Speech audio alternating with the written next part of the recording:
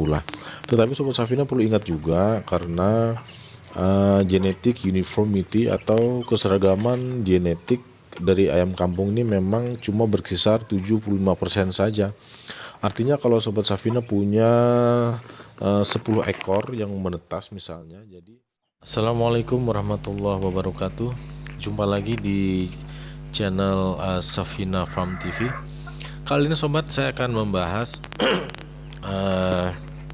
bagaimana sih perbandingan DOC yang dibesarkan secara alami oleh induknya. Jadi DOC itu kesana kemari ikut induknya mencari makan dan lain sebagainya.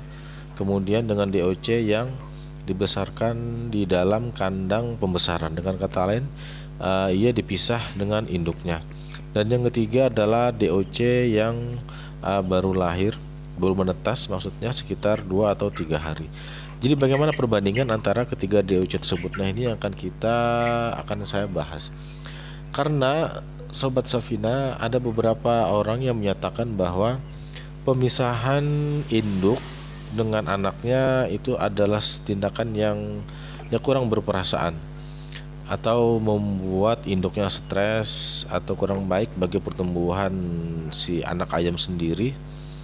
Ada pernyataan yang seperti itu. Jadi kali ini saya akan menunjukkan kepada sobat sekalian bagaimana sih perbandingan antara ketiga DOC itu dalam 3 kondisi yang berbeda. Nah, ini induknya yang warna hitam. Nah, ini si jago pejantan. Nah, ini yang hitam ini adalah induk yang sudah saya mandikan.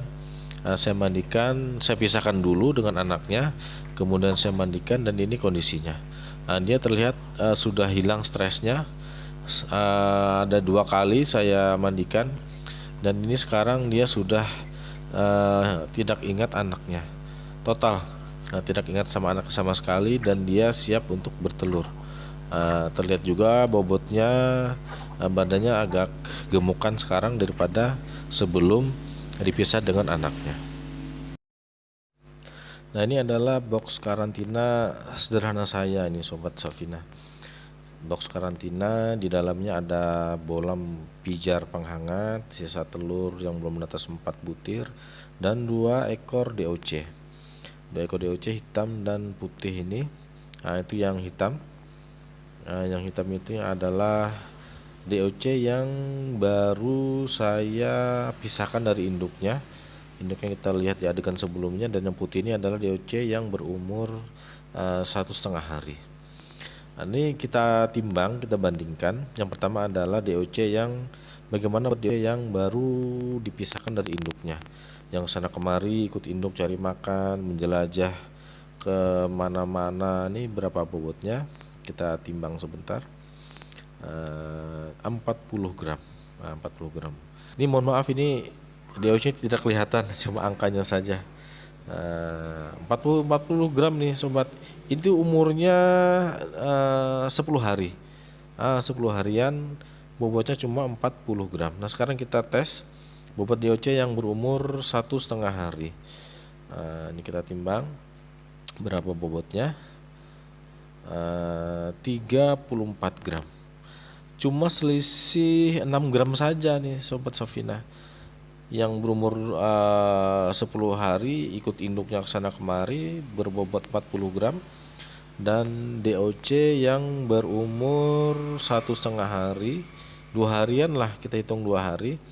Nah, ini mempunyai bobot 34 gram. Tipis sekali bedanya. Nah, sekarang kita akan mengambil anak ayam yang saya besarkan di kandang pembesaran, kandang pemisahan, dan kandang pembesaran sementara dari anak ayam. Ini temannya yang hitam tadi nih Sobat Safina. Temannya yang hitam tadi yang berbobot 40 gram. Ini kita ambil acak 1 anak ayam yang berumur sama, yaitu 10 hari. Nah, ini saya sudah dapat 1.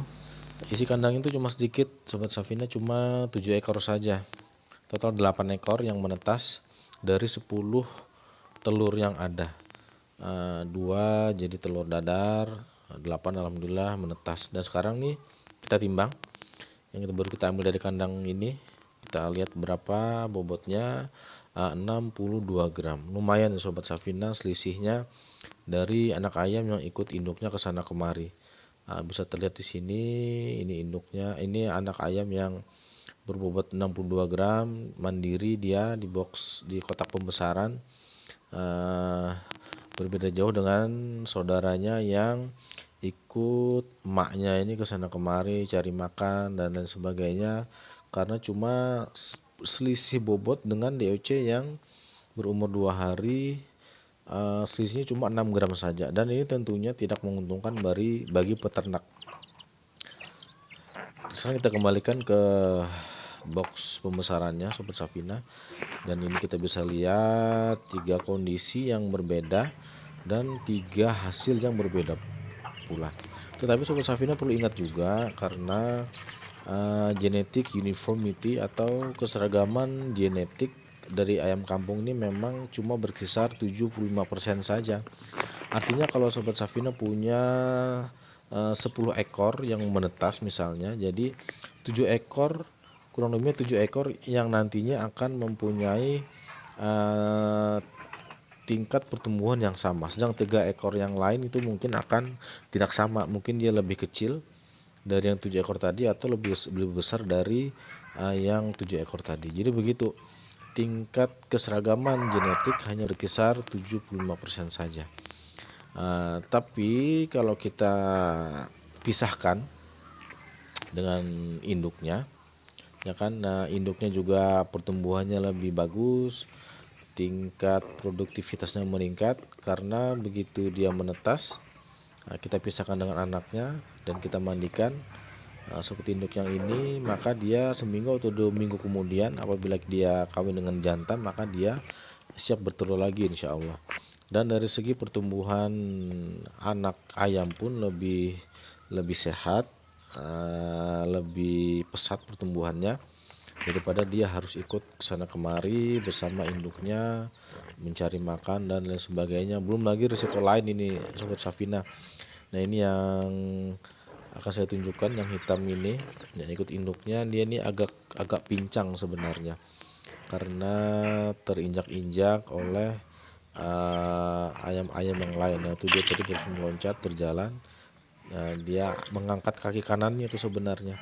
Nah, karena kaki kanannya itu terinjak-injak, kan itu pula lah saya putuskan untuk segera saya ambil. Sebenarnya tadi saya rencananya mau membiarkan anak ayam ini bersama induknya ya sebulan 2 bulan lah, rasa perbinatangan. Nah, tapi karena hari ini saya lihat dia terinjak-injak dan hasilnya ini dia pincang, maka saya putuskan ya udahlah saya ambil saja, saya selamatkan. Karena dia ini sendirian di antara para senior-senior yang lain. Dia sendirian anak ayam berada di kandang itu. Jadi ketika saya beri makan, induknya ini berebut makan dengan ayam-ayam yang lain. Nah, dia otomatis agak terabaikan. Induknya kesana kemari, dia melindungi anaknya, mencari makan, mengambil makan, dan anaknya ini terinjak-injak. Jadi begitu nih Sobat Safina, salah satu faktor atau salah satu keuntungan apabila kita memisahkan anak ayam dari induknya. Demikian kira-kira.